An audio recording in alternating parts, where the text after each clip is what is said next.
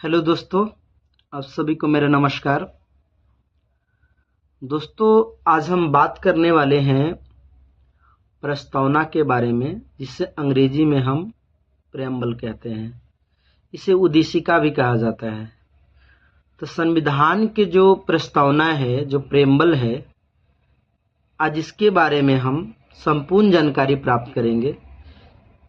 इससे पहले मैं एक बार प्रस्तावना को अच्छा तरह से सुना देता हूँ, फिर हर शब्दों का जिक्र करेंगे। देखिए, प्रस्तावना स्टार्टिंग कि हम भारत के लोग भारत को एक संपूर्ण प्रभुत्व संपन्न समाजवादी पंथ निरपेक्ष लोकतंत्रात्मक गणराज्य बनाने के लिए तथा उसके समस्त नागरिकों को सामाजिक, आर्थिक और राजनीतिक न्याय, विचार, अभिव्यक्ति, विश्वास और धर्म की उपासना और स्वतंत्रता, प्रतिष्ठा और अवसर की समता प्राप्त कराने के लिए तथा उन सब में व्यक्ति की गरिमा और राष्ट्र की एकता और अखंडता सुनिश्चित करने वाली बंधुता को बढ़ाने के लिए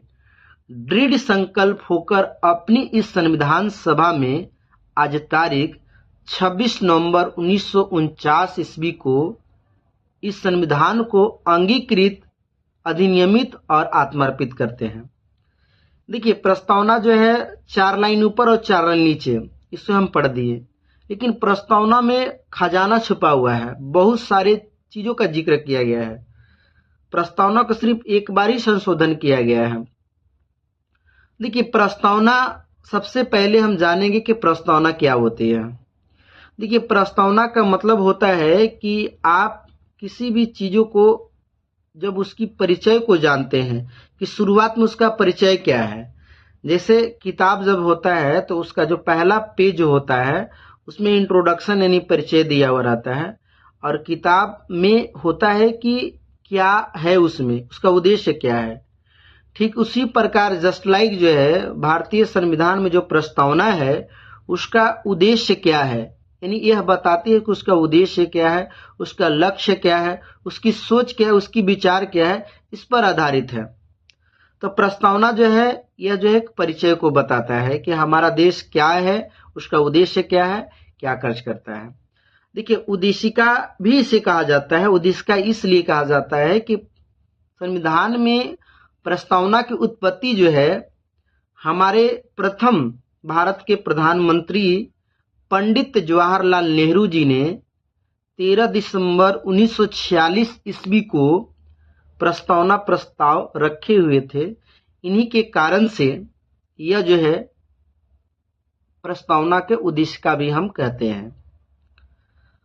देखेंगे कि जो प्रस्तावना है, भारतीय संविधान की जो प्रस्तावना है, इसका आइडिया यानी विचार यह यूएसए यानी अमेरिका के संविधान से लिया गया है, और इसमें जो भाषा है, जो लैंग्वेज है, वो ऑस्ट्रेलिया के संविधान से लिया गया है। तो आप देखेंगे, एक एक शब्द को अब हम जानेंगे कि हम भारत के लोग, भारत को, यानी संविधान के प्रस्तावना में भारत शब्द 2 बार इस्तेमाल किया गया है। तो हम भारत के लोग, भारत को यानी कि जनता के हाथ में वो शक्ति है। हम भारत के लोग संपूर्ण प्रभुत्व, संपूर्ण प्रभुत्व का मतलब होता है कि जो हमारा देश है वो किसी विदेशी देश के अधीन नहीं है।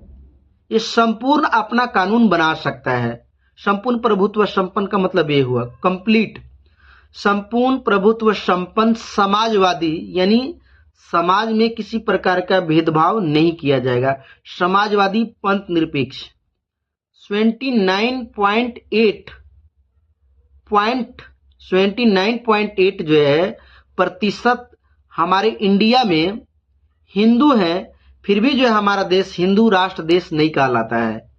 पंथ निरपेक्ष का मतलब ये होता है कि सभी धर्मों का सम्मान करना, आदर करना, ये सेकुलर होता है। पंथ निरपेक्ष लोकतंत्रात्मक, लोकतंत्रात्मक का मतलब होता है जनता द्वारा चुना हुआ सरकार। लोकतंत्रात्मक गणराज्य, गणराज्य का मतलब ये होता है कि पैतृक नहीं होते हैं, पैतृक कहने का मतलब है कि जनता के द्वारा जो है, यानी पैतृक, जैसे हमारे प्रधानमंत्री अभी जो वर्तमान में हैं वो नरेंद्र मोदी हैं, तो नरेंद्र मोदी सिर्फ 5 वर्षों के लिए हैं, और भी हो सकते हैं जब जीतेंगे तब, सिर्फ 5 वर्षों के लिए, तो ये सब जनता के हाथ में है। तो संप्रभुत्व, संपन्न, समाजवादी, पंथ निरपेक्ष, लोकतंत्रवाद गणराज्य बनाने के लिए तथा उसके समस्त नागरिकों को सामाजिक, आर्थिक, राजनीतिक, ये 3 प्रकार के न्याय हैं जो 1917 ईस्वी में जो है ये रूस के क्रांति से लिया गया है। 3 प्रकार के न्याय हैं। तो परीक्षा में यह आता है कि प्रस्तावना में कितने प्रकार के न्याय हैं, तो न्याय 3 प्रकार के हैं, सामाजिक, आर्थिक और राजनीतिक, ये 3 प्रकार के न्याय हैं। अब यह जो है 1917 में रूस के क्रांति से ये लिया गया है। इसमें देखेंगे कि जो स्वतंत्रता है वो 5 प्रकार के हैं। विचार, अभिव्यक्ति, विश्वास, धर्म और उपासना की स्वतंत्रता। ये आर्टिकल जो है, यानी मौलिक अधिकार में आर्टिकल जो है, यह जो है अनुच्छेद जो है 19 में जो है इसका जिक्र किया गया है। स्वतंत्रता यानी अभिव्यक्ति की स्वतंत्रता, यानी बोलने की आजादी है। उपासना की मतलब होता है कि आप निडर होकर के जो है आप अपने धर्म को प्रचार प्रसार कर सकते हैं, इसमें किसी प्रकार का कोई भेदभाव नहीं है। इसमें 2 प्रकार के समानता पाए गए हैं। 2 प्रकार के समानता हैं, प्रतिष्ठा और सर की समानता। प्रतिष्ठा का मतलब बिना डर के आप अपने धर्म का प्रचार कर सकते हैं, पूजा पाठ कर सकते हैं। समानता का मतलब होता है सभी प्रकार, सब कोई क्या हो, मतलब बराबर हो, किसी प्रकार का कोई भेदभाव नहीं किया जाना चाहिए। इसमें अखंडता और बंधुत्व की जो बात होती है, तो बंधुत्व शब्द का मतलब होता है कि भाईचारे की तरह रहना है, भाईचारे की तरह रहना है। और बंधुत्व जो शब्द है वो फ्रांस से लिया गया है। पूरे संविधान में आप देखेंगे कि इसमें संविधान मतलब बाद में 3 शब्दों को जोड़ा गया है। इसमें पंथ निरपेक्ष, समाजवादी और अखंडता जो है 42वें संविधान संशोधन 1976 में इसे जोड़ा गया है। 26 नवंबर 1949 को एडॉप्ट किया गया था, अंगीकृत किया था, इसलिए जो है 26 नवंबर को जो है संविधान दिवस मनाया जाता है। तो ये प्रस्तावना थी। जब आप प्रस्तावना को और अच्छे से पढ़ेंगे तो और उसमें बहुत सारे चीजों का जिक्र किया गया है।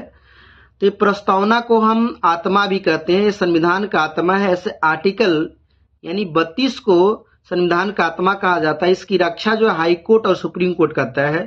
जब आपका मौलिक अधिकार का अगर हनन होता है तो आप सीधे सुप्रीम कोर्ट और हाई कोर्ट जो है आप जा सकते हैं।